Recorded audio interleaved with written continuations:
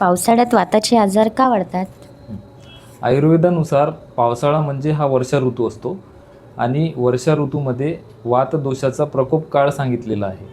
प्रकोप काळ म्हणजे ग्रीष्म ऋतूमध्ये म्हणजेच उन्हाळ्यामध्ये जो शरीरामध्ये वाताचा संचय झालेला असतो त्या वाताचा प्रकोप पावसाळ्यात होत असतो, वर्षा ऋतूत होत असतो.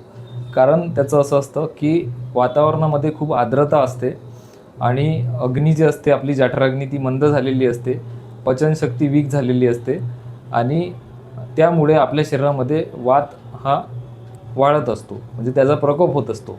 म्हणून ज्या ज्या लोकांना गुडघ्याचा त्रास आहे किंवा कमरेचा त्रास आहे किंवा मानेचा त्रास आहे किंवा सांधे दुखतात, अशा सर्व लोकांचे आजार या वर्षा ऋतूमध्ये वाढत असतात.